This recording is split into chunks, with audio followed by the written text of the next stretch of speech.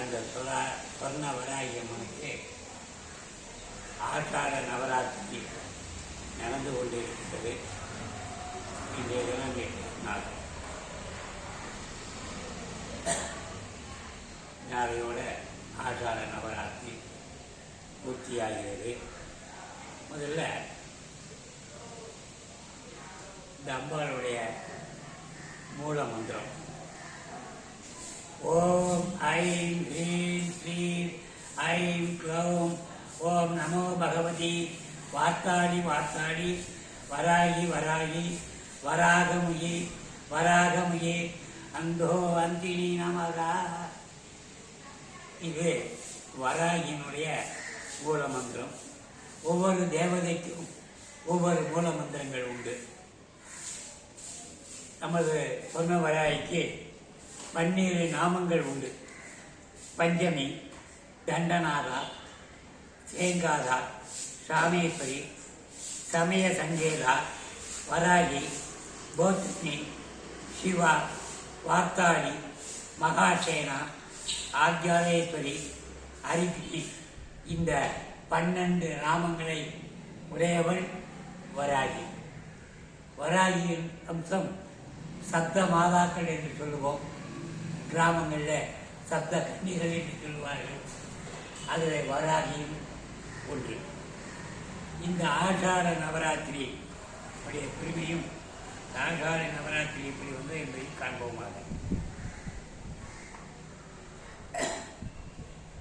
ஆஷாட நவராத்திரி 15/7/2026 முதல் 23/7/2026 வரை வராகிக்கு நவராத்திரி. நவம் என்று சொன்னால் 9 ராத்திரிகளை கொண்டது நவராத்திரி. ஸ்ரீ வராகி ராத்திரி தேவி. வராகி தாயே சரணம். விஷ்ணு சக்தி வகையில் 9ஆக நிற்பவள் வராகி. அம்பிகையின் சேனை தலைவியாகிய அம்ச சக்திக்கு வராகி என்று பெயர் உண்டு. இவளை இரவு 8 மணிக்கு மேல் இருள் நன்றாக சூழ்ந்த பின்பு இவளுக்கு பூஜை செய்ய வேண்டும். பராசக்தி வராகநந்தநாதர் என்பவருக்கு வராக திருமகத்துடன் தரிசனம் தந்தமையால் வராகி என்று பெயர் பெற்றார்.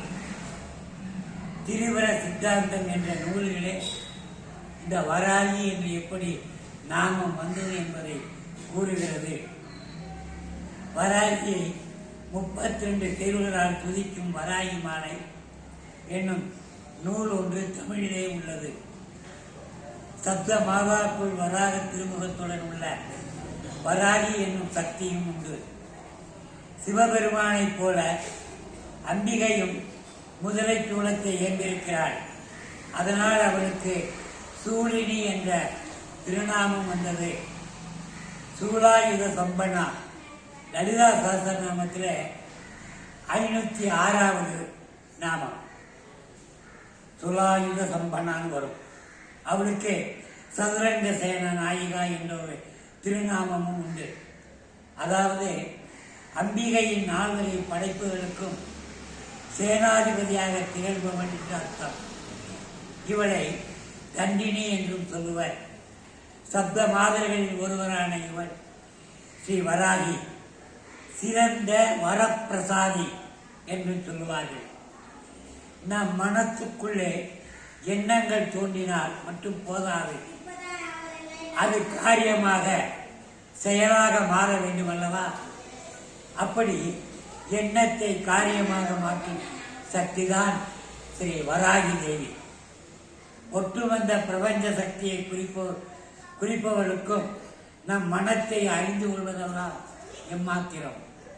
ஆடி மாதத்தில் ஸ்ரீ வராகியை வழிபடுவது சிறப்பு. இந்த மாதத்தில் ஆஷாட நவராத்திரி நாட்களிலும் ஆடி மாதத்தில் செவ்வாய், வெள்ளி மற்றும் ஞாயிற்றுக்கிழமைகளிலும் ஸ்ரீ வராகி தேவிக்கு சர்க்கரை பொங்கல், உளுந்து சாதம், வனை, தயிர் சாதம் என இவற்றில் ஒன்றை கொண்டு நைவேத்தியம் செய்தல், திரா அன்னம், பால் சாதம், எள்ளு உருண்டை நைவேத்தியம் செய்யலாம்.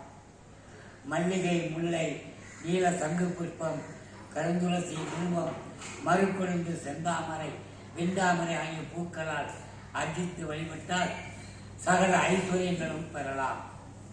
ஸ்ரீ வராகிக்கு உகந்த சிவப்பு நீரம் மற்றும் பச்சை புலையை சாத்தி வழிபடுவது கூடுதல் பலனை தரும். தமிழகத்திலே சிவாலயங்கள் பலவற்றிலும் சப்த மாதாக்களுக்கு சன்னதிகள் உள்ளன. குறிப்பாக தஞ்சாவூர் பெரிய கோயில் முதலான சில ஆலயங்களில் வராகி தேவிக்கு தனியே சன்னதிகள் அமைக்கப்பட்டுள்ளன. தேகிலே சகலாம் காமான் வராகி ஜெகதீஸ்வரி நமஸ்துப்யம் நமஸ்துப்யம் நமஸ்துப்யம் நமோ நமக. இது வராகியின் மூலமந்திரமும் ஆகும். இதனை செவ்வாய், வெள்ளி மற்றும் ஞாயிற்றுக்கிழமைகளில் மனம் ஒருமித்து முடிந்த வரைக்கும் சொல்லி வழிபட்டால் வீட்டில் உள்ள பிரச்சனைகள் காணாது போகும், எதிரிகள் தொல்லைகள் நீங்கும், பிரிந்த தம்பதி ஒன்று சேர்வார், வாழ்வில் நிம்மதியும் சந்தோஷமும் பொங்க வாழலாம். தேவி புராணம், தேவி பாகவதம், வாமன புராணம், லலிதா உபாக்கியானம் போன்ற வராகி தேவியை பற்றி விவரிக்கின்றன. தாரிகாசுரன் என்ற யுத்தத்தில் காளிக்கும், கும்பாசுரன் யுத்தத்தில் சண்டிகைக்கும், பண்டாசுரன் யுத்தத்தில் லலிதைக்கும் உறுதுணையாக இருந்தவள் இந்த வராகி தேவி.